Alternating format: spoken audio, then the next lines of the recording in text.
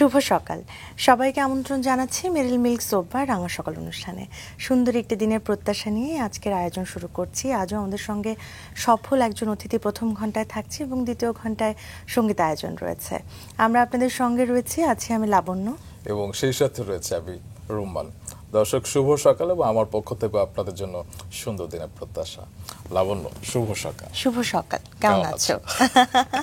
আমি তো খুবই ভালো আছি, তুমিও ভালো আছো বুঝতেই পারছি। আমার পাশে বসলে আসলে ভালো থেকে যাও, ভালো হয়ে যাও। এটা মিথ্যা বলবো না এবং দ্বিমত করব না। আমি এই পরিবারের সঙ্গে থাকলে, তোমার সঙ্গে থাকলে খুব ভালো একটা সময় কাটাই। তো আজকেও খুব ভালো লাগছে আসলে। বাহ, আজকে তোমার আরো ভালো লাগবে কারণ আজকে একজন বিশেষ অতিথি আছেন। তার কাছ থেকে তুমি অনেক কিছু জানতে পারবে। তোমার জানার কিছু কমন এরিনা রয়েছে, আমারও আছে। চলো জানিয়ে দিই কে আছেন আমাদের মাঝে। চলো দর্শক, আজ আমাদের মাঝে প্রথম ঘন্টা আছেন হসপিটালিটি এবং পর্যটন উন্নয়ন বিশেষজ্ঞ আহসান হাবিব। চলুন শুরুতে তাকে স্বাগত জানাই। শুভ সকাল। শুভ সকাল আপনাদের দুজনকে। কেমন আছেন? আলহামদুলিল্লাহ ভালো। আমি যেটা অনুষ্ঠান শুরুর আগে লাবণ্যকে বলছিলাম, কারণ ওর বেকিং এ খুব আগ্রহ এবং সেটার সাথে আপনারও কিছু সংযোগ রয়েছে, কিংবা আমাদের দুজনেরই এবং আরো অনেকের ঘুরতে ভালো লাগে, সেটার সাথে আপনার সংযোগ রয়েছে। তো আপনার কাজ সম্পর্কে তো অবশ্যই শুনবো, তবে ব্যক্তি মানুষটাকে একটু আবিষ্কার করতে চাই। কি বলো লাবণ্য? একদমই তাই। আজকে যেহেতু আপনাকে পেয়েছি, আপনার ছোটবেলা বিভিন্ন গল্প সেগুলো জানতে চাই। কাজের প্রসঙ্গে তো আমরা আসবই। একদম ছোটবেলা থেকে শুরু করে জন্ম হয়েছে কোথায়, বেড়ে উঠেছেন কোথায়, আজকে এখানে বসে আসলে কোন কোন স্মৃতির কথা মনে পড়ছে? প্রথমে আসলে আমি ধন্যবাদ জানাই অঞ্জন চৌধুরী স্যারকে যে আমাকে সুযোগ করে দেওয়ার জন্য আপনাদের একটি মহৎ অনুষ্ঠানে আমি আজকে আসতে পেরেছি এবং আমি নিজেকে অনেক ধন্য মনে করছি। সো আমি আমার ছোটবেলা যেই আমার আসলে বেড়ে ওঠা হচ্ছে কুমিল্লাতে, যদিও বাট আমার জন্ম ব্রাহ্মণবাড়িয়াতে এবং সেখানে আমার গ্রামের নাম হচ্ছে কৃষ্ণনগর। এবং সেই কৃষ্ণনগরের সাথে আরেকটা বিষয় জড়িত আছে যে পৃথিবীর যে পুতুল নাচ যেটা আমার গ্রামে সেখান থেকে শুরু, এবং আমাদের শ্রদ্ধেয় মনোহর স্যার এটাকে কিন্তু গ্লোবাল মার্কেটে নিয়ে গেছেন, মোস্তফা মনোহর স্যার। তো ওই গ্রাম থেকে আমার জন্ম এবং আমার যখন বয়স 1 বা 2 বছর আমার আব্বা, আমার আম্মা বা আমার ফ্যামিলি আমাদেরকে শিফট করে কুমিল্লা ক্যান্টনমেন্টে নিয়ে আসেন। এবং আমার ফাদার হি ওয়াজ এ ফ্রিডম ফাইটার এবং আর্মিতে সার্জেন্ট ছিলেন, রিটায়ার্ড। ওনার নাম হচ্ছে আকাশ আলী। আচ্ছা। তো কুমিল্লাতে আসার পরে কুমিল্লা ক্যান্টনমেন্টে আমার ভর্তি ক্লাস 1 থেকে, এবং সেখান থেকে আমার হাই স্কুল এবং কলেজ কুমিল্লাতে শেষ করি। পরবর্তীতে আমার ব্যাচেলার ইন সফটওয়্যার ইঞ্জিনিয়ারিং আমি অ্যাপটেক চিটাগং থেকে। সেই জায়গায় আমরা আসবো, কিন্তু এই যে আপনার বেড়ে ওঠা একটা ক্যান্টনমেন্ট পরিবেশে, সেটাও নিশ্চয়ই ভীষণ ভালো লাগার, অনেক নিয়ম শৃঙ্খলার মধ্যেই আসলে হয়তো আপনারও চলতে হয়েছে। সেই সময় কি দেখেছেন, কেমন দেখেছেন সবকিছু আপনার ছোটবেলায়? ক্যান্টনমেন্টে বেড়ে ওঠার সাথে একটা ডিসিপ্লিন এবং নিয়মবর্তিতার একটা বিষয় যেটা ছিল, সেটা আমাদের স্কুলে, তারপরে আমাদের প্রাত্যহিক জীবনেও ছিল। যেমন আমাদের এলাকাতে যারা ছিল, আমাদের সারাউন্ডিং নেইবার, তারাও কিন্তু কেউ না কেউ আর্মির সাথে কানেক্টেড এবং ক্যান্টনমেন্টের সাথে কানেক্টেড। এবং সেই কারণেই আমাদের যে সোসাইটি, ওইখান থেকেও আমাদের এলাকার অনেক বড় ভাই, ছোট ভাই আর্মিতে গিয়েছেন, পুলিশে গিয়েছেন, এখনো আছে। তো ওই ধরনের একটা এনভায়রনমেন্ট আমাদের ছিল এবং পাশাপাশি খেলাধুলার খুব প্রচুর সুযোগ ছিল, বিকজ আমাদের এখানে বড় ফিল্ড ছিল যেগুলো আর্মিদের, সেখানে আমাদের অ্যাক্সেস ছিল, আমরা খেলাধুলা করতাম এবং প্রচুর খেলাধুলা করতাম সকাল বিকাল। কি খেলতেন সে সময়? ক্রিকেট খেলেছি, ফুটবল খেলেছি, ভলিবল, হকি, ব্যাডমিন্টন, আর আরো যেগুলো হয় হাডুডু আমার প্রিয় খেলা ছিল। এক্স্যাক্টলি। এবং আমি আমার এক বন্ধুর কথা স্মরণ করতে চাই। আমার বন্ধুর নাম হচ্ছে ওয়াসকুর্নি। সে আন্ডার-19 টিমে বাংলাদেশে খেলেছে, ক্রিকেটের জাতীয় লিগেও খেলেছে এবং he was one of the fastest bowler ওই সময় জাতীয় লিগে। বাট ইনজুরিতে পরে সে পরবর্তীতে বাংলাদেশ থেকে এখন জার্মানিতে আছে। সো আমাদের লোকাল যে ক্লাব আমরা যেটা প্রতিষ্ঠা করেছিলাম, সেখানে আমি বা আমাদের যারা মানে সাথে ছিল, এটা মনে করি আমাদের ওয়ান অফ দ্য সাকসেস যে আমাদের একজন বন্ধু এই পর্যায়ে গিয়ে খেলেছে। এবং ধরেন আরো যারা ন্যাশনাল টিমের প্লেয়ার আছে, তামিম ইকবাল, সাকিব আল হাসান, ওদের সাথেও খেলছে। তো এটা আমাদের জন্য একটা প্রাউড। অবশ্যই। যদি আপনি লেগে থাকতেন হয়তো আপনাকেও আমরা ক্রীড়াঙ্গনে পেতাম না। আমি অতটা ভালো খেলোয়াড় ছিলাম না, মানে আমি বলা চলে আমাদের এলাকার খালেদ মাহমুদ সুজন। আচ্ছা আচ্ছা। যাই হোক, আমি সেই আলাপে না যাই, আপনার সম্পর্কে আমরা কিছু তথ্য জানি, সেই তথ্যগুলো দর্শকদের জানিয়ে আসি, তারপর আবার গল্প। জি, ধন্যবাদ। দর্শক, আজকে আমাদের অতিথি আহসান হাবিব পেশাগত জীবন শুরু করেছিলেন পিৎজা হাটে পার্ট টাইম কাজের মাধ্যমে, যেখান থেকে তার জন্ম নেয় হসপিটালিটি শিল্পের প্রতি গভীর আগ্রহ। গ্র্যাজুয়েশনের পর আইটি এবং টেলিকম খাতে কাজ করলেও ওয়েস্ট এন্ড ঢাকায় কাজের মাধ্যমে তিনি হোটেল এবং রেস্টুরেন্ট জগতে স্থায়ীভাবে প্রবেশ করেন। 2008 সালে ওয়েস্ট এন্ড দুবাইতে food and beverage team leader হিসেবে কাজ করে আন্তর্জাতিক অভিজ্ঞতা অর্জন করেন। 2013 সালে কানাডা গিয়ে শুরুতে রেস্টুরেন্ট কুক হিসেবে কাজ শুরু করলো। কয়েক বছরের মধ্যে কর্পোরেট এক্সিকিউটিভ সু শেফ হিসেবে এবং পরবর্তীতে ম্যারিয়ট এবং উইনধাম ইন্টারন্যাশনালে অ্যাসিস্ট্যান্ট জেনারেল ম্যানেজার কমপ্লেক্স পদে দায়িত্ব পালন করেন। সেন্ট লরেন্ট হসপিটালিটি গ্রুপ এবং রাজাম ইন্ডিয়ান রেস্টুরেন্টসের সফল উদ্যোক্তা এবং ব্যবস্থাপকও তিনি। পরবর্তীতে MHI-তে ডিরেক্টর অফ অপারেশনস এবং সিটিস্কেপ ইন্টারন্যাশনাল লিমিটেডে COO হিসেবে আন্তর্জাতিক ব্র্যান্ডগুলোর সঙ্গে চুক্তি এবং উন্নয়নে গুরুত্বপূর্ণ ভূমিকা রাখেন তিনি।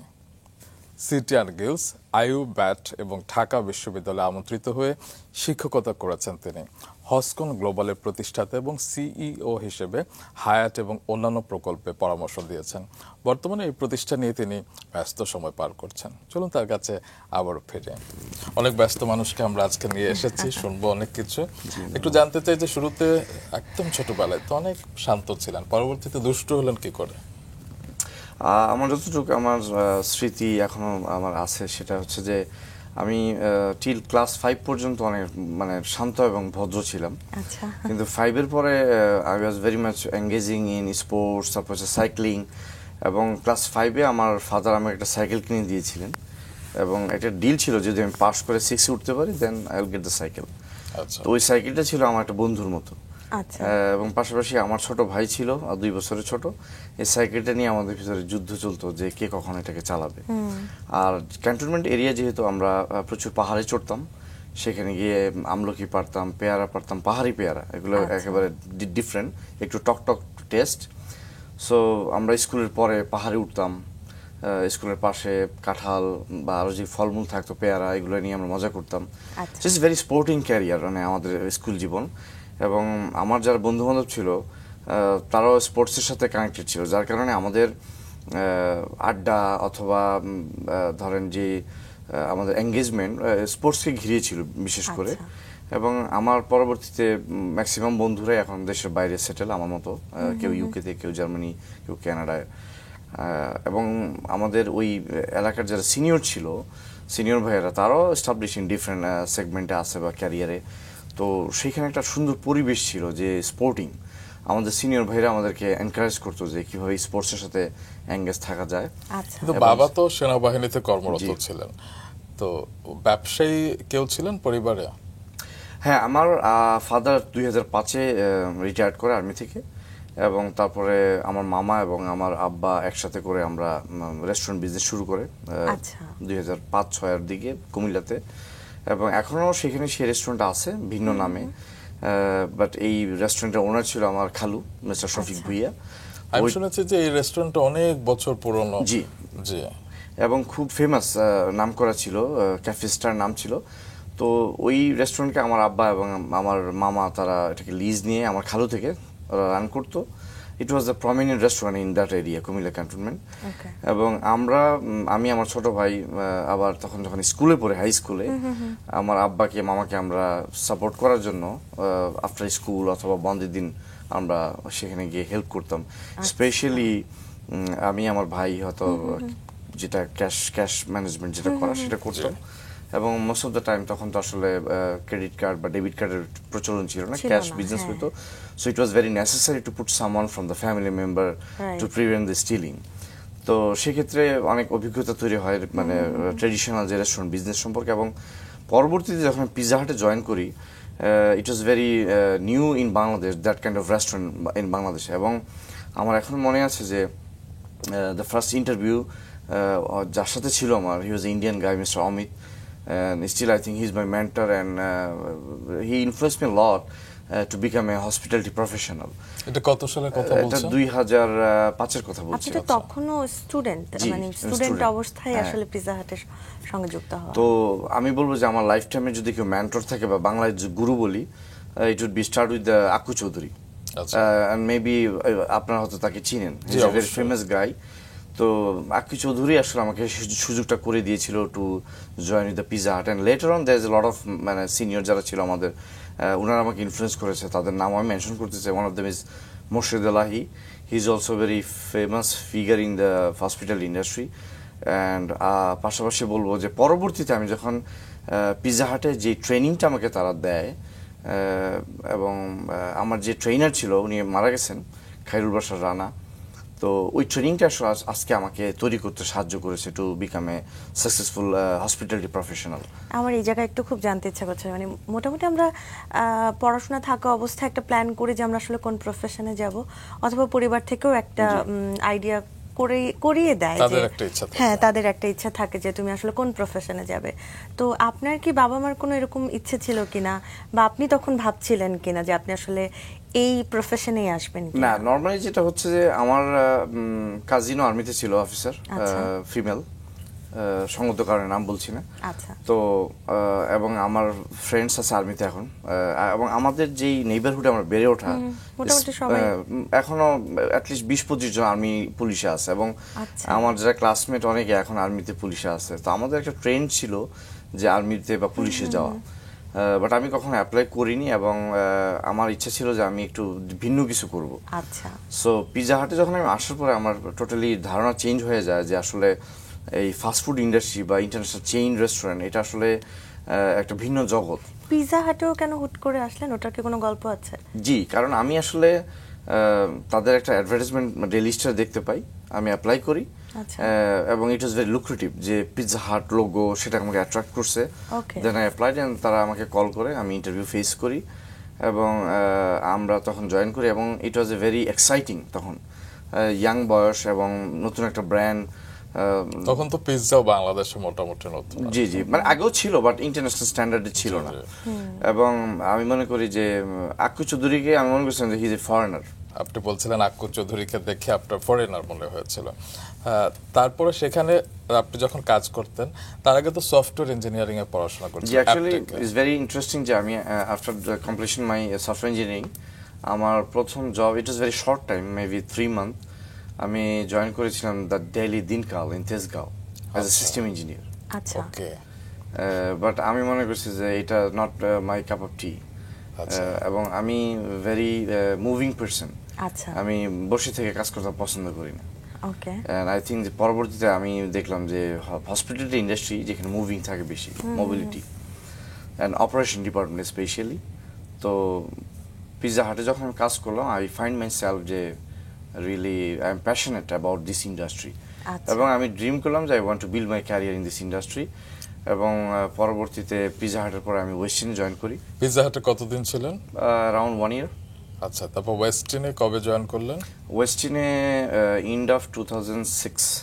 আচ্ছা, তো সেখানে কতদিন ছিলেন? ওয়েস্টিনে I was around 1 year, and then ওয়েস্টিনে আমাদের একটা ইন্টারনাল সার্কুলার ছিল যে there is a Westin coming up in middle east Dubai, তো কিছু লোক নেবে ওরা। তখন আমরা এখানে অনেকে অ্যাপ্লাই করি, but we got selected 2%, myself and another guy name call Mizan. আমরা দুইজন তখন ওয়েস্টিন দুবাই যাই। মানে সেবারই আপনার প্রথম দেশের বাইরে কাজ করার অভিজ্ঞতা। সেটা কত সালে? 2008-এ। তুমি নিশ্চয়ই এখন দুবাই ওয়েস্টিনে যাচ্ছ। হ্যাঁ, আমি সেটাই জানতে চাচ্ছিলাম, তো ওখানে কেমন এক্সপেরিয়েন্স ছিল? It was also different experience because Dubai Westin is big in terms of তাদের facility. We had a lot of restaurant, and মজার বিষয় হচ্ছে ওইখানে আমরা at a time তখন we are working more than 45 nationalities together in one team. তখন তাদের সাথে বিভিন্ন nationality including Africa, Chinese, European, Balkans, বিভিন্ন দেশের লোকজন ছিল। তো একটা নতুন হোটেল ওপেন করা, প্রি ওপেনিং, দেন ওইখান থেকে অনেক কিছু শেখা, ট্রেনিং নেওয়া ইন্টারন্যাশনাল মার্কেটে। যেমন আমাদের যে হোটেলের লোকেশন, it was very close to the আইসিসির head office. So I had a very interaction with the international cricket player like Jaisurya, Ricky Ponting, Andrew Simons, তারপর ওই যে যারা ধারাভাষ্য করতো তাদের সাথে দেখা হইতো, আম্পায়ার আলিমদার বা যারা স্টিভ বাকনার, এদের সাথে দেখা হইতো। It was very easy access because ওনারা আসতো। এটা একটা বিষয়। এবং Dubai is a very trendy place for hospitality industry. They have more than 500 hotels. They have a luxury brand. They have a Burj Al Arab. তো ওইখানে গিয়ে আসলে মোর আরো যে ক্যারিয়ার কিভাবে বিল্ড করা যায় এবং কিভাবে গ্রো করতে পারি তখন মাথায় ঢুকলো এবং তখন আমি আবার একটু হোমসিক কাজ করতেছিল because this is the first time in abroad living with our family and friends but তখন আমার কাছে আরেকটা সুযোগ আসে বাংলাদেশে ব্যাক করার আচ্ছা মিনাবাজার নামে একটা রিটেল চেইন কতদিন থাকা হলো 1 year আচ্ছা 1 বছর মতো তো তখন আমি অ্যাপ্লাই করে হচ্ছে মিনাবাজারে এবং তখন সেখানে মিস্টার অনিল ওয়াজ এ সিইও উনি বলে যে ঠিক আছে অনলাইনে ইন্টারভিউ করে দেন আমি ঢাকায় ব্যাক করে and I joined with the Meena Bazaar as a retail manager or branch manager ধরতে পারি 2009 সালে আপনি মিনাবাজারে জয়েন করেন কোন ব্রাঞ্চের ম্যানেজার ছিলেন ধানমন্ডি 27 আচ্ছা আচ্ছা বাহ সেখানে কতদিন সেখানেও অলমোস্ট 1 year আচ্ছা এবং আমি I was responsible to open Moghbazar branch and Mirpur চিড়িয়াখানা রোড ব্রাঞ্চ আচ্ছা so I had some different experience hospitality in fast food then hotel and then retail but these all are connected under tourism এই যে একের পর এক organisation বদলে ফেলছেন তো আপনি তো বিভিন্ন ট্রেনিং নিয়েছেন বিভিন্ন ওয়ার্কশপ করেছেন কিন্তু এমনি কি পড়াশোনা করা হয়েছে মানে একাডেমিক যে হোটেল ম্যানেজমেন্ট নিয়ে পড়াশোনা আমি I was trying to get admission in পর্যটন কর্পোরেশন বাট যেটা হয়েছে যে সময় সুযোগ এবং কাজের প্রয়োজনে তখন আর কোর্স করা হয়নি বাট আমি যেটা হচ্ছে যে আমাদের পিৎজা হাট বলেন ম্যারিয়ট বলেন তাদের যে internal training academy I have more than 400 workshop and some diplomas এগুলো হচ্ছে ইন্টারনালি এবং এগুলো অনেক ডেপথ এবং এনহান্স রাদার দ্যান একাডেমিক এবং আমি যখন একটা একাডেমিক ডিগ্রির জন্য চাচ্ছিলাম এবং পৃথিবীর সবচেয়ে নাম্বার 1 যে hospitality education institute Ecole Hoteliere Lausanne in Switzerland আচ্ছা তাদেরকে আমি আমার প্রোফাইল যখন রিভিউ করতে দেই তারা বলে যে you don't need a degree but actually I need a degree তো তারপরও আমি বলি যে আমার hospitality in tourism there is no formal education from institute but professionally I gain all those in house training and certification তো আপনি মিনাবাজার থেকে তারপরে কি কানাডায় গেলেন না মিনাবাজার থেকে there is some other job experience Meenabazar থেকে আমি জয়েন করি হচ্ছে ক্রিম এন্ড ফাস্ট নামে একটা আইসক্রিম চেইন আছে ঢাকাতে অ্যাজ অপারেশন ম্যানেজার এবং আমি ওটার টোটাল সেট আপ দিয়ে then I move to CP Bangladesh as a training operation manager and CP থেকে then I join again in Westin as a group consultant for Unique Group till September 2023 এটা হচ্ছে আমার বাংলাদেশের ক্যারিয়ারের শেষ আমার job and then I fly to Canada on September 21st 2023 কোন বছরে 2020 আচ্ছা 2013 সালে কানাডাতে গেলেন তো সেটা তো একটা বিগ মুভ আর কি কারণ আরেকটা দেশে লম্বা সময়ের জন্য আপনি আছেন প্রায় এক যুগ হয়ে গেল আর কি তো কানাডায় যাওয়ার সিদ্ধান্তটা কেন নিয়েছিলেন honestly speaking আমার যেটা হচ্ছে কানাডা আমি বিদেশে যাওয়ার কোনো প্ল্যান আমার কখনোই ছিল না because I am very much মানে লোকালি এঙ্গেজ একটা পার্সন আমি মাটির মানুষ বলতে পারেন যে আমি লোকাল লোকজন বা লোকাল ফুডের সাথে কানেক্টেড আচ্ছা কিন্তু আমার বিয়েটা ছিল অ্যারেঞ্জ ম্যারেজ আমার wife is from Bangladesh but she grew up in Canada Bangladeshi Canadian তো আমার ফ্যামিলিকে জয়েন করতে আসলে আমাকে কানাডাতে যাওয়া এবং যাওয়ার পরে যখন ওইখানে এঙ্গেজ হয়ে গেলাম যে সেখানে তো আপনার শূন্য থেকে শুরু করতে জি শূন্য এবং at least I think 1 to 2 year I was in depression because আমি Bangladesh I was almost successful একটা প্যাথে ছিলাম একটা বিজি লাইফ ছিল I had a position everything I was doing teacher also in Westin যে ইনস্টিটিউট আছে আপডেট ইউনিভার্সিটি ইন কারণ বাজার so দিনের বেলা আমি হচ্ছে যে অফিস করছি সন্ধ্যায় গিয়ে টিচিং করতেছি ভেরি বিজি পাশাপাশি আরো ধরেন রোটারি করা এগুলো করছি কিন্তু কানাডা যাওয়ার পরে ডিফারেন্ট ওয়েদার ডিফারেন্ট ক্লাইমেট এবং জব মার্কেটে গিয়ে দেখলাম যে আমি যে জবে ছিলাম সেই জব পাচ্ছি না সো সেখান থেকে স্ক্র্যাচ থেকে আবার শুরু করা নতুন করে it's very tough not for me for everyone তো আমি জবে অ্যাপ্লাই করা শুরু করলাম বাট নো ওয়ান ইজ রেসপন্সিং তখন আমি ফিজিক্যালি বিভিন্ন রেস্টুরেন্টে গিয়ে আমার সিভি ড্রপ করলাম and suddenly one of the owner he picked me and tell me you can work in the kitchen, then আমি তোমাকে সুযোগ দিতে পারি। আচ্ছা, বাট আমি প্রফেশনালি কখনো কিচেনে কাজ করিনি, but as a teacher I know the techniques and method, cooking method এগুলো।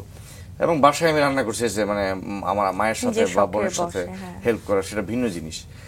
পরবর্তীতে আমি ওখানে গিয়ে কিচেন হেল্পার হিসেবে জয়েন করি as a cook, but within সু শেফ না অ্যাজ এ কিচেন কুক, একেবারে এন্ট্রি লেভেল।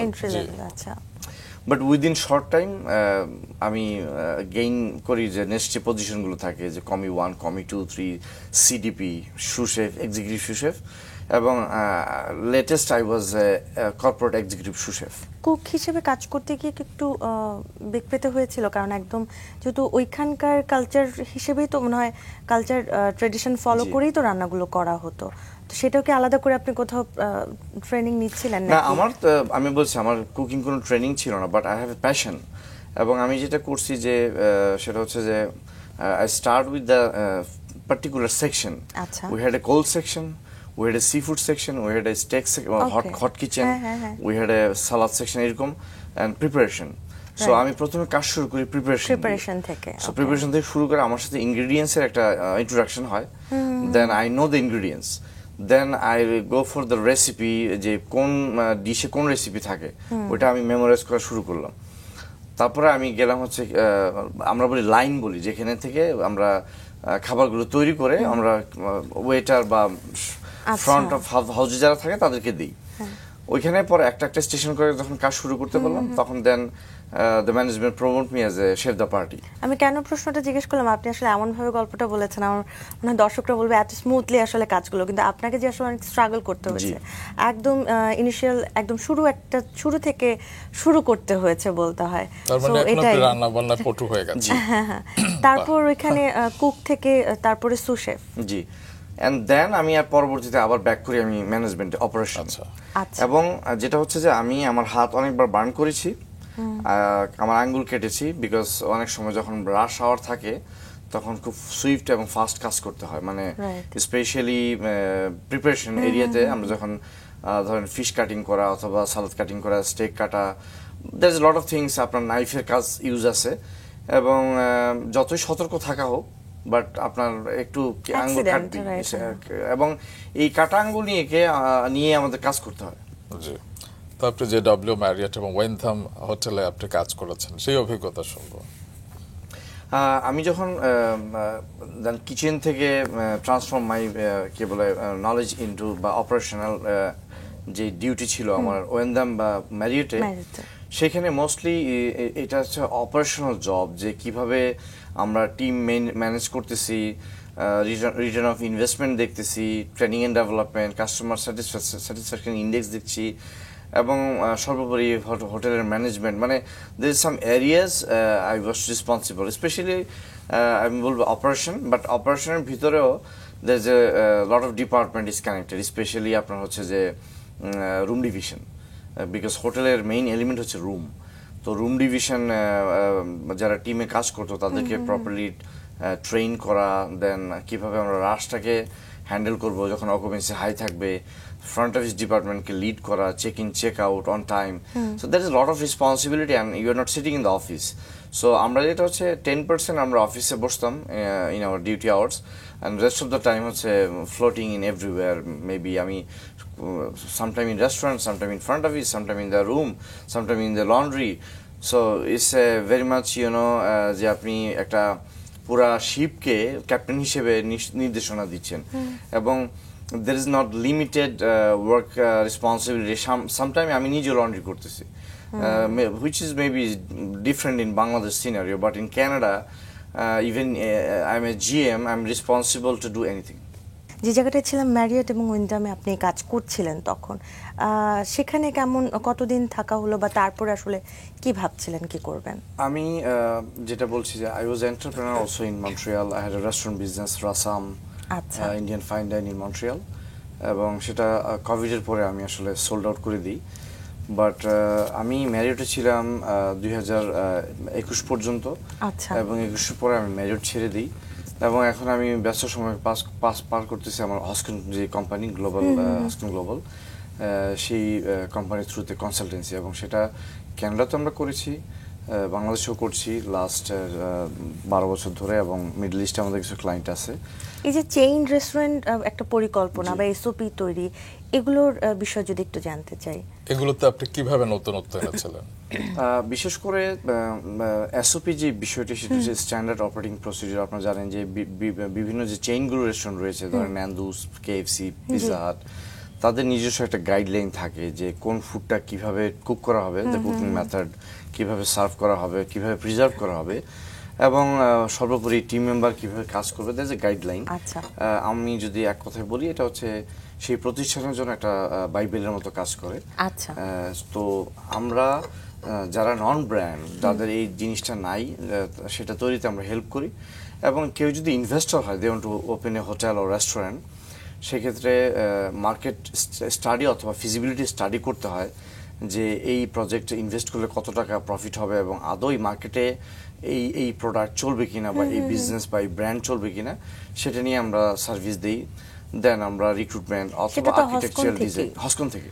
হসকনের আসলে তাহলে প্ল্যানিং কিভাবে, কত সালে আসলে এটা শুরুটা করেছিলেন? এটা আপনারই প্রতিষ্ঠান? আমারই প্রতিষ্ঠান, এবং 2013-তে আমি শুরু করি, এবং পরবর্তীতে আমাদের সাথে আরো টিম মেম্বার রয়েছে, সেটা ইন্টারন্যাশনাল মার্কেটও রয়েছেন। আমাদের টিম থাইল্যান্ডে রয়েছে, মালয়েশিয়াতে, কানাডাতে, অস্ট্রেলিয়াতে, অ্যান্ড দেন বাংলাদেশে।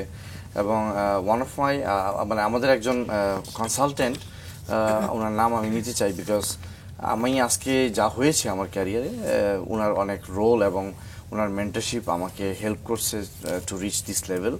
সো ওনার নাম হচ্ছে Jishu Tarafdar, he is my mentor, এবং আমি যদি গুরু বলি, বাংলায় গুরু। তো উনি আমার আসলে মাইন্ডসেট চেঞ্জ করে দিয়েছেন, এবং টাইম টু টাইম আমাকে গাইডলাইন দিয়েছেন যে বিজনেসে, ক্যারিয়ারে, সবকিছুতেই কি করা যায়, কি করতে হবে। এবং বাংলাদেশের প্রেক্ষাপটে মিস্টার যিশু তরফদার হচ্ছে যে একেবারে পায়োনিয়ার ইন টার্মস অফ যে উনার হাতে তৈরি করা লোকজন এখন ইন্ডাস্ট্রি লিডিং, আমি বলবো, including mister Shakhawat, CEO of ওয়েস্টিন hotel.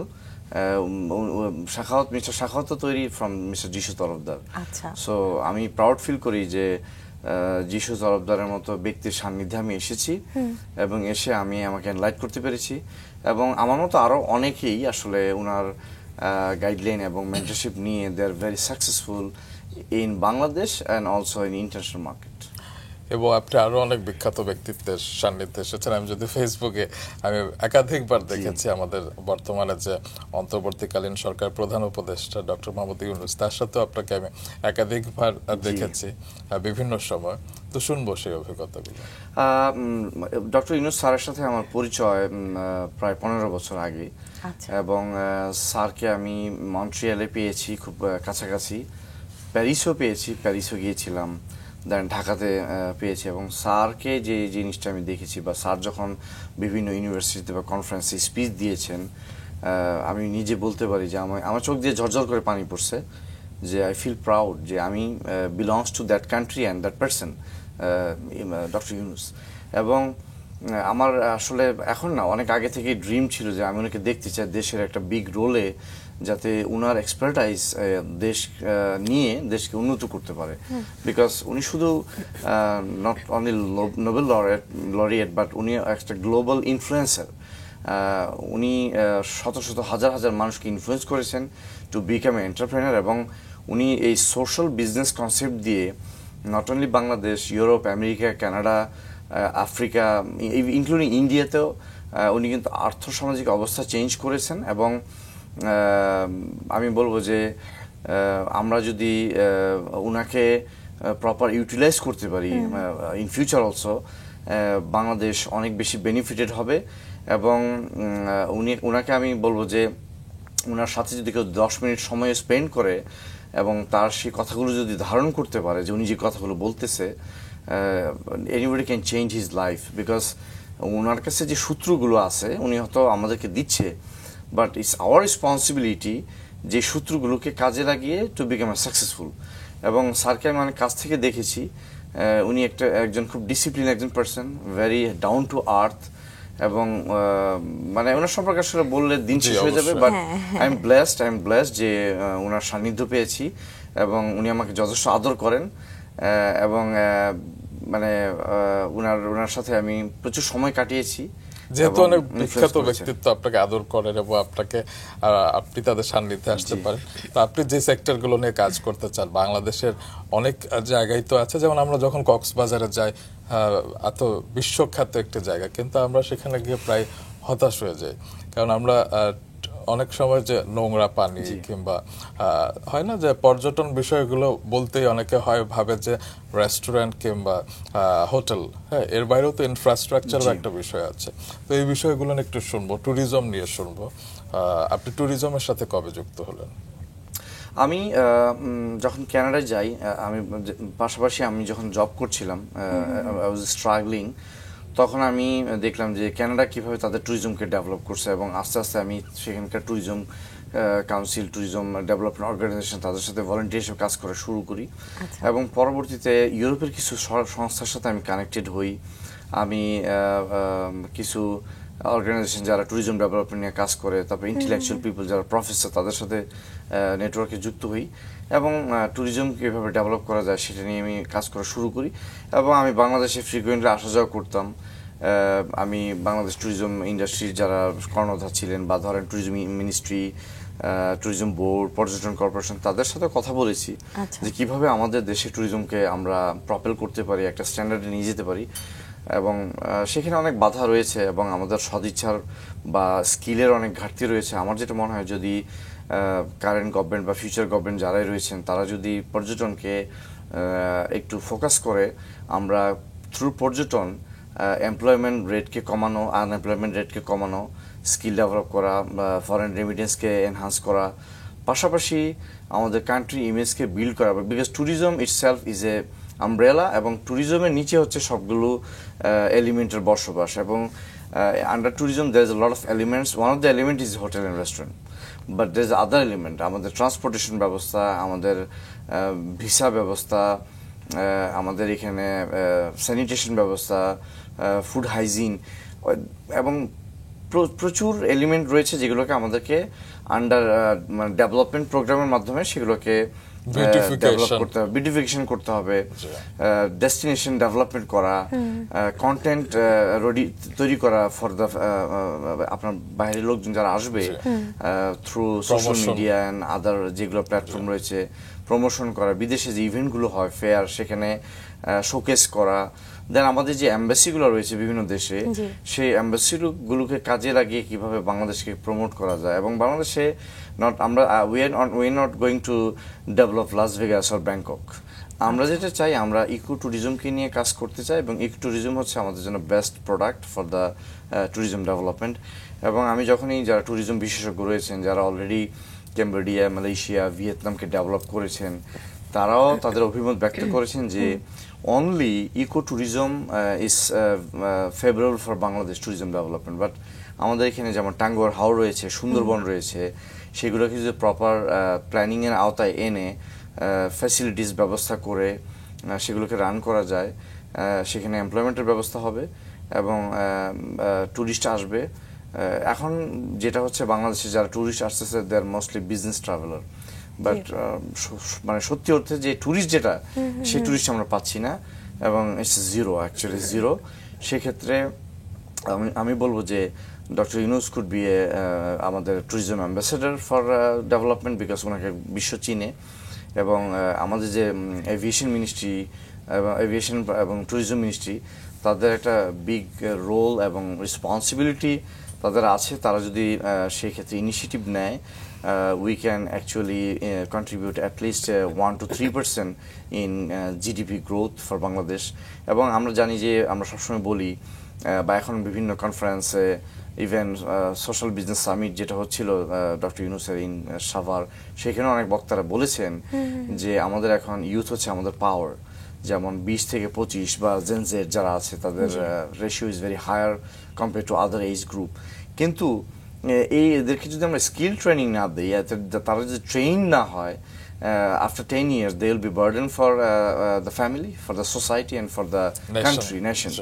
So আমাদের সেই ক্ষেত্রে মাস্টার প্ল্যান করতে হবে, করে কিভাবে, এবং আমাদের যে গভর্নমেন্টের যে ট্রেনিং ইনস্টিটিউটগুলো রয়েছে জেলা পর্যায়ে বিভাগ পর্যায়ে সেগুলো ফাঁকা পড়ে আছে, তাদেরকে প্রপার ইউটিলাইজ করা, ট্রেনিং অ্যান্ড ডেভেলপমেন্টের কারিকুলাম তৈরি করা এবং ইন্টারন্যাশনাল সার্টিফিকেশন যেগুলো রয়েছে tourism and hospitality including culinary industry. আমাদের কালিনারি ইন্ডাস্ট্রিও কিন্তু একেবারে মরমার অবস্থা, সেখানেও অনেক কাজের সুযোগ রয়েছে। আমি মনে করি যারা নন রেসিডেন্ট বাংলাদেশি বা প্রবাসী বাংলাদেশি বিভিন্ন দেশে এস্টাবলিশড রয়েছেন, রেস্টুরেন্ট ওনার অথবা শেফ অথবা হোটেল ম্যানেজমেন্টে কাজ করতেছেন as a GM, director operation, তারা যদি সুযোগ পায় দেশকে ডেভেলপ করার ক্ষেত্রে, তাদের যদি কোনো contribute, they are willing to come. And আমি মনে করি যে আমাদের এখন যেই পরিস্থিতি, সেই পরিস্থিতিতে আমাদের বিশাল সুযোগ রয়েছে আমাদের অর্থনৈতিক ডেভেলপমেন্ট করা। এবং আরেকটা বিষয় আমি এনহান্স করতে চাই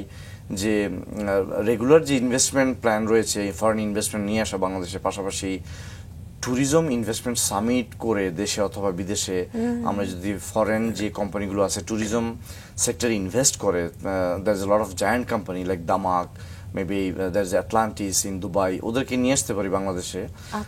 maybe we can bring Disney world, Ferrari world in Bangladesh, then এখানে কর্মসংস্থানের ব্যবস্থা হবে এবং ইন্টারন্যাশনাল মার্কেটে আমাদের একটা অবস্থান তৈরি হবে ইন ট্যুরিজম ম্যাপ। আমরা আপনার কাছ থেকে অনেক জ্ঞান নিচ্ছিলাম আসলে, কারণ আমরা তো এমনি এমনি সবকিছু বুঝি জানি, কিন্তু হয় না যারা এই সেক্টরগুলোর সাথে প্রতিনিয়ত যুক্ত থাকে তাদের কাছ থেকে অনেক কিছু জানবার আছে। তো আপনি যেটা বলছিলেন যে সাভারে ডক্টর মোহাম্মদ ইউনূসের যে কনফারেন্স হয়েছে সেখানে এই বিষয়টিও এসেছে যে জেনজিরা অনেক, তারা সংখ্যায় অনেক বেশি, তাদের দিয়ে কাজ করানো যেতে পারে, কিন্তু হয় না যে স্কিল ডেভেলপমেন্টটাও তো একটা ইস্যু আছে, যেটা অনেক ক্ষেত্রে হয়তো দেখা যায় যে পরিস্থিতি তৈরি হয়, স্পেস তৈরি হয়, কিন্তু স্কিল পিপল পাওয়া যায় না। এক্ষেত্রে স্কিল ডেভেলপমেন্ট নিয়ে আপনি কি বলবেন? আমি যেটা বলতে চাই যে last few days I was in engaging and attending this event social business summit in Savar, যেটা ডক্টর ইউনূসের 15তম সামিট ছিল। তো সেখানে lot of dignitaries from different countries তারা আসছে, বিভিন্ন এক্সপার্ট পিপল। আমরা সেখানে অনেক কথা বলেছি, আমরা সেখানে ডিসকাশন করেছি, প্যানেল ডিসকাশন। সেখানে একটি বিষয় আমরা বেশি হাইলাইট করার চেষ্টা করেছি যে জিরো এমপ্লয়মেন্ট। ডক্টর ইউনূসের যে theory 0-3-0, one of them is zero employment. এখন জিরো এমপ্লয়মেন্টের যদি আমরা চিন্তা করি যে আমরা কীভাবে এটাকে ডিক্রিজ করবো বা আমরা কমাবো সেটার রেশিও, তো আমাদের দেশে উই হ্যাভ এ পিপল, যেটা হচ্ছে উন্নত বিশ্ব, জাপান, কানাডা বা ইউরোপের Portugal, they are struggling for younger people actually, they don't have a workforce, and that's why তাদের অনেক ইন্ডাস্ট্রি এখন হুমকির মুখে, ইনক্লুডিং কানাডা। কিন্তু আমাদের তো আছে, হ্যাঁ আমাদের আছে, but they are just only body and a brain without skill. তো সেইখানে আমার মনে হয় যে বাংলাদেশেরও স্কিল ডেভেলপমেন্ট কাউন্সিল রয়েছে গভর্নমেন্টের, ব্যক্তিগত পর্যায়ে অনেকে ট্রেনিং ইনস্টিটিউট তৈরি করেছেন, কিন্তু সেখানে স্ট্যান্ডার্ডের একটু ঘাটতি রয়েছে এবং প্ল্যানিং। আমার মনে হয় যদি আমরা বিদেশি কোনো সংস্থার সাথে পার্টনারশিপ করে দেন কারিকুলাম তৈরি করা এবং সেই কারিকুলামকে ফলো করে আমরা যদি ট্রেন করতে পারি, আমরা বছরে 5-10 লাখ লোক ইনক্লুডিং জাপান অথবা middle east according to their calibre, তাদেরকে সেগ্রিগেট করে আমরা বিদেশে পাঠাতে পারবো। এবং আবারও বলছি যে আমাদের রেমিটেন্স হচ্ছে ওয়ান অফ দ্য কি ফর আওয়ার রিজার্ভ আর দেশের ডেভেলপমেন্ট বা আমাদের কি বলে স্ট্রেংথ, সেটা মতো 7-8 আছে। এখন ইনকামিং রেমিটেন্সে আমরা যদি 5-এ আনতে চাই, then we should have a master plan যে আগামী 10 বছরে আমরা কতজন লোক ট্রেন করব, সেক্টরগুলো কি কি হবে এবং তাদেরকে আমরা কোন কোন দেশে পাঠাবো। এবং সেখানে আমি মনে করি স্কিলের পাশাপাশি আরেকটি জিনিস আমাদের ব্যারিয়ার রয়েছে, ল্যাঙ্গুয়েজ। কাউকে যদি আমরা পর্তুগালে পাঠাতে চাই, they should have a proper Portuguese language quality or skill. কেউ যদি ফ্রান্সে যায়, ফ্রেঞ্চ, জার্মানি গেলে জার্মান, এবং জাপানে গেলে জাপানিজ, অ্যান্ড কানাডাতে হচ্ছে ফ্রেঞ্চ এন্ড ইংলিশ। এবং আমি বলবো যে ইন্টারিম গভর্নমেন্ট অথবা ফিউচার গভর্নমেন্ট যে আসুক, তারা এই দুইটি বিষয়কে যদি প্রাধান্য দেয়, ল্যাঙ্গুয়েজ এবং স্কিল এবং টেকনিক্যাল এডুকেশন, দেন আমাদের রেভিনিউ যেমন জেনারেট হবে, আমাদের আর্থসামাজিক অবস্থা উন্নত হবে, বিকজ একটা ফ্যামিলি যখন ডেভেলপ হয় it gonna hit the society. Society যখন ডেভেলপ হবে it gonna hit the city. City যখন ডেভেলপ হবে it gonna hit the division বা বিভাগ. বিভাগ যখন ডেভেলপ হবে it's always মানে automatically it gonna hit the country. এবং আমি আবারও বলি যে আমাদের ডক্টর ইউনূস যেরকম ছোট থেকে শুরু করেছেন, জোবরা যে গ্রাম থেকে স্মল একটা বিল্ডিং এ এই ইউনূস সেন্টার বা তার যে মাইক্রো ফিন্যান্স, এইটা কিন্তু আমাদেরকে বা আরো যারা ফিলোসফার রয়েছেন পৃথিবীতে তারা কিন্তু বলে গেছেন যে ঘর থেকে শুরু করতে হবে আগে, প্রথম practice, then we change the society. And প্রথম হচ্ছে আমার নিজেকে চেঞ্জ করতে হবে। সো নিজেকে চেঞ্জ করতে হলে আবারও ব্যাক টু বেসিক, যে আমি কতটা prepared for job market locally and internationally. তো এবং ওই লোকালি বা ইন্টারন্যাশনাল মার্কেটে যখন আমি যাব, what are the skills I need to develop, সেটা কিভাবে করব। তো আমাদের এখানে দের is a lot of scope এই সেক্টরে কাজ করার। এবং আমি মনে করি যে আমাদের দেশে আমরা যদি কালিনারি ইন্ডাস্ট্রিকে ডেভেলপ করতে চাই, উই নিড স্ট্যান্ডার্ডাইজ ইনস্টিটিউট। সেটা গভর্নমেন্ট আমাদেরকে হেল্প করতে পারে অথবা পাবলিক প্রাইভেট পার্টনারশিপে গিয়েও আমরা করতে পারি। এবং we need a very standardise curriculum. It could be from Japan, from Switzerland, from Australia, এবং it could be from Canada, and they are ready to help us. And previously last 50 years, even Canada they tried, Denmark they tried, Malaysia they tried, Japan they tried, but সেই privilege গুলোকে কতিপয় ব্যক্তি তারা সেটাকে misuse করেছেন এবং করে তারা নিজেদের স্বার্থ হয়তো তারা করেছেন, দেশের স্বার্থে সেগুলোকে তারা ইউটিলাইজ করতে পারে না। বাট আমি নিজেকে যদি কখনো সুযোগ পাই, ইনক্লুডিং আমাদের যে প্রফেসর ইউনূস স্যারের সাথে কাজ করার, যে দেশকে আমার এক্সপার্টাইজ বা আমার যে নলেজ বা আমার যে নেটওয়ার্ক, আমার যে কানেকশন আছে গ্লোবালি, তাদেরকে অ্যাকুমুলেট করে দেশের জিডিপিতে যদি আমি 0.1% কন্ট্রিবিউট করতে পারি, I will be feel proud যে আমি এই বাংলাদেশের মাটি জলবায়ুতে বড় হয়ে এই দেশকে কিছুটা দিতে পেরেছি, এবং আমি সেটাতে আমি আত্মতৃপ্তি। সেটি তো আপনার পক্ষে অবশ্যই সম্ভব, কারণ আপনাকে বলা হয় পরিবর্তনের দূত। এবং আপনি যে চেঞ্জের কথা বলছিলেন, আমরা তো কিছুটা চেঞ্জ আপনার মাধ্যমে আশা করতেই পারি। আপনাকে যদি সামগ্রিকভাবে জিজ্ঞেস করি যে বাংলাদেশে এখন ট্যুরিজম সেক্টর এবং এনভায়রনমেন্ট, পরিবেশ সবকিছু নিয়ে জানতে কোন অবস্থায় আসলে আমরা দাঁড়িয়ে আছি? আমাদের বিষয় যেটা হচ্ছে এখানে সবকিছু, মানে আমি যদি বলি there is a two kind of tourism development. একটা হচ্ছে ইনহাউস বা ইন্টারনাল ট্যুরিজম, আর একটা হচ্ছে ইন্টারন্যাশনাল ট্যুরিজম। সো ইন্টারন্যাশনাল ট্যুরিজমে আমাদের ডেভেলপমেন্ট জিরো, বিকজ আমাদের ইন্টারন্যাশনাল যে ডেভেলপমেন্ট প্ল্যান, আমি যদি বলি যে আসিয়ান যে ট্যুরিজম ডেভেলপমেন্ট প্ল্যান, সেখানে আমাদের কোনো কানেক্টিভিটি নাই, because we are not ASEAN member. But good news is যে doctor Yunus already applied for the ASEAN member, এবং এটা সময় সাপেক্ষ ব্যাপার। যখন আসিয়ান মেম্বার হবে, automatically they will get the flow development plan and technical support from ASEAN. And SAARC যেটা একটা অর্গানাইজেশন আছে, তাদেরও they have a big role to work for tourism development. এবং পাশাপাশি আপনার ইন্টারনাল ট্যুরিজম আমাদের দেশের ডেভেলপমেন্ট ইজ মোর দেন 100%। আমাদের ইনহাউস যে ট্যুরিজম ডেভেলপমেন্ট হয়েছে, এটা পার্শ্ববর্তী দেশে হয়নি। That's why I am very happy. এবং আমি যারা এই সংশ্লিষ্ট ক্ষেত্রে রয়েছেন, কাজ করছেন, তাদেরকে ধন্যবাদ জানাই। এবং there is a lot of local blogger, they are doing very good, including Nadir on the go. এরকম অনেকে রয়েছে, আমি সবাইকে চিনি না, বাট লোকাল ট্যুরিজম আমাদের এখানে রয়েছে এবং ইন্টারন্যাশনাল ট্যুরিজম এখানে। সো এইখানে লোকাল যেটা আপনি পার্সোনালি অনেকের কথা নাম বলছিলেন, তো তারা তো আসলে পার্সোনাল জায়গা থেকে করেছে। তো তাদেরকে এনহ্যান্স করবার জন্য আসলে ন্যাশনালি কিংবা তারা যদি করতে পারে, তাহলে আমরা ইন্টারন্যাশনালি কেন জিরো? বিকজ আমাদের যখনই ইন্টারন্যাশনাল মার্কেটে যদি আমরা ট্যুরিজম ডেভেলপমেন্ট করতে চাই, we have to be a part of the international tourism development plan. এবং সেক্ষেত্রে UNWTO, যেটা হচ্ছে ইউনাইটেড নেশনসের ওয়ার্ল্ড ট্যুরিজম অর্গানাইজেশন, সেখানে কিন্তু বাংলাদেশ গভর্নমেন্টের একটা বিগ পার্ট থাকা উচিত, বাট কেউ নাই। তো তাদের থেকে টেকনিক্যাল সাপোর্ট নেওয়া, ফিনান্সিয়াল সাপোর্ট নেওয়া, there is big fund, you have a big fund to develop. এবং আপনি ট্যুরিজম ডেভেলপমেন্ট করতে গেলে আপনাকে ডেভেলপ করতে হবে ট্যুরিজম ইনফ্রাস্ট্রাকচার। এবং one of the infrastructure is হচ্ছে আপনার এয়ারপোর্ট, বিকজ আমাদের এয়ারপোর্ট হচ্ছে first impression for foreigner. Even myself for you, maybe you are going somewhere, maybe Nepal আর ইন্ডিয়া, আপনার ফার্স্ট ইমপ্রেশন তৈরি হচ্ছে এয়ারপোর্ট দিয়ে। বাট আমাদের যে এয়ারপোর্টের ব্যবস্থাপনা is not up to the mark. সেখানে মনে হয় যে আমাদের কিছু ঘাটতি রয়েছে, সেখানে আমাদের কাজ করার সুযোগ রয়েছে।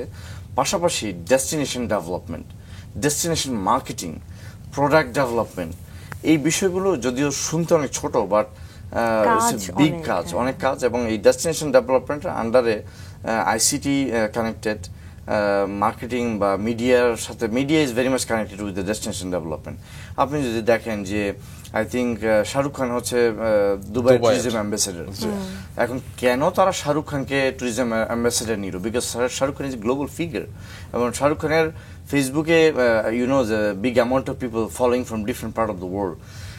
আমরা যদি ট্যুরিজমকে ডেভেলপ করতে চাই, আমি বলবো যে আমাদের সেই রিসোর্সেস আছে, বাট আমরা ইউটিলাইজ করতে পারতেছি না। আমি এক্সাম্পল দিই সাকিব আল হাসান, আমাদের cricketer, is a global influencer এবং গ্লোবাল ফিগার। আমরা তাকে নিতে পারি অ্যাজ এ ট্যুরিজম অ্যাম্বাসেডার, এবং তাকে নেওয়ার পরে কিন্তু ইট গোনা হিট এন্টার মার্কেট।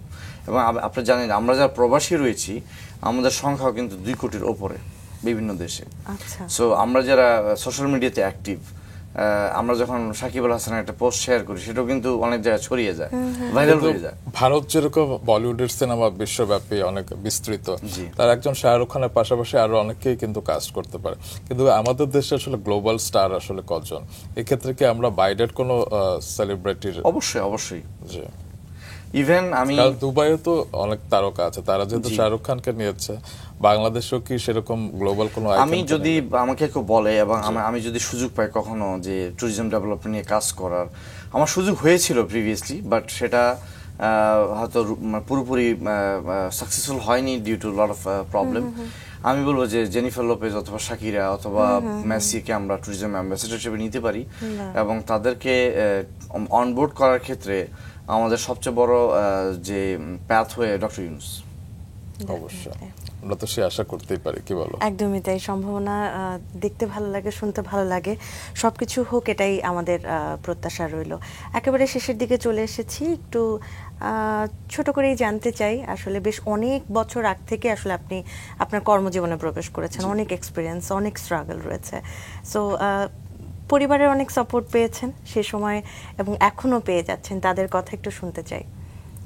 আমার আসলে মানে আমার এই যে ক্যারিয়ারে দের is a lot of struggle, এবং সেটা দেশে বিদেশে। বিকজ আমি এখনো বলছি যে আমি যখন কানাডাতে প্রথম গিয়েছি, আমার মোস্ট স্ট্রাগল ছিল অ্যাকসেন্ট, যে ক্যানাডিয়ান অ্যাকসেন্টটা আমি বুঝতাম না।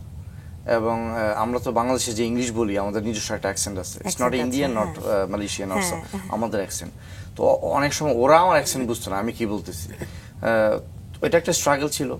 পরবর্তীতে সেটাকে অনেকটা ওভারকাম করেছি, এবং আমি যেহেতু বাংলা মিডিয়াম স্কুলে পড়েছি, তো আমার ইংলিশ অতটা ভালো ছিল না। এবং আমার মনে আছে আমি যখন হাই স্কুলে পড়ি, আমি পায়ে হেঁটে হেঁটে গিয়ে ডেইলি স্টার, প্রথম আলো পত্রিকা আমি মানে বাসায় এনে পড়তাম। ইভেন পুরনো ইংরেজি পেপার আমি বাসায় পড়তাম। অনেকে আমার বন্ধু বান্ধব বা আমার আত্মীয় স্বজন হাসতো যে এটা তো আজকের পত্রিকা না, পুরনো পত্রিকা, কেন পড়তেছে? আমি বলছি I am enriching my vocabulary, I want to introduce my self, যে আমি অনেক ওয়ার্ড জানি।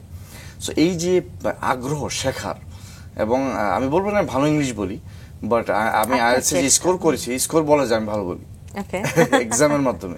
তো আমি বলবো যে ইংলিশ ইজ ইন্টারন্যাশনাল ল্যাঙ্গুয়েজ, এবং এইটা আপনার জন্য একটা গেটওয়ে ফর ইন্টারন্যাশনাল মার্কেট। এবং আমাদের দেশে আমি দেখেছি যে অনেক ইউনিভার্সিটি গ্র্যাজুয়েট এমবিএ বিবিএ করেছে, তারা কিন্তু ভালো ইংলিশ বলতে পারে না। বা এটা তাদের, আমি বলবো তাদের দোষ, এটা আমাদের দোষ। এক্ষেত্রে বোধহয় আপনার স্ত্রী আপনাকে সে সময় বেশ সাপোর্ট করেছে, যেটা আপনি বলছিলেন যে কানাডায় তারা। আমি আমার ওয়াইফের নাম হচ্ছে সুপ্তি, ডাকনাম সুপ্তি। সে সবসময় আমাকে সাপোর্ট করে, এখনো করছে, এবং আমি বলবো যে I am very much happy with her, because তার মতো একজন সহধর্মিনী আমি পেয়েছি আমার লাইফে। এবং সন্তান কজন? আমার এক ছেলে এক মেয়ে। আমার এক ছেলে মানে বড় আহানা ফ্রাইয়ান হাবিব, আর মেয়ে হচ্ছে আরিয়ানা তাসনিম হাবিব। আমার এই হচ্ছে ফ্যামিলি।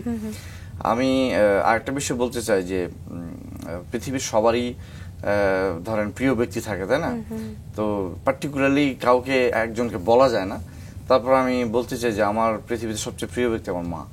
বাহ, এরপরে আসলে কোনো কথাই চলে না আসলে, কারণ মাকে দিয়ে শুরু, এবং মাই থাকে জীবনের শেষ মুহূর্ত পর্যন্ত, এবং মায়ের আশীর্বাদ আপনার উপর আছে বলে হয়তো আপনি সেই শূন্য থেকে আজ অনন্য হয়ে উঠেছেন, এবং আপনাকে দেখে হয়তো অনেকেই অনুপ্রেরণা পাচ্ছেন, এবং আজকের এই পর্বটি বিশেষ হয়ে থাকবে। আপনাকে অনেক অনেক ধন্যবাদ আজকে আমাদের সকালটিকে সুন্দর করে তুলবার জন্য। রুমান এবং লাবণ্য, আপনাদের দুজনকে ধন্যবাদ। আজকে আপনাদের সাথে আমার যে ব্যক্তিগত জীবনের লং একটা ক্যারিয়ার, সেই জার্নির অনেক কিছু শেয়ার করতে পেরেছি এবং আমার কিছু ড্রিম যে আমি বাংলাদেশের ট্যুরিজম এবং হসপিটালিটি ইন্ডাস্ট্রি থেকে যদি নিজেকে কোনোভাবে এঙ্গেজ করে কন্ট্রিবিউট করতে পারি, আমি ধন্য মনে করব এবং আমি আশা করব যদি কখনো সুযোগ হয় আপনারাও সেই ডেভেলপমেন্টের অংশ হয়ে থাকবেন। অবশ্যই, আপনার জন্য শুভকামনা রইল। ধন্যবাদ।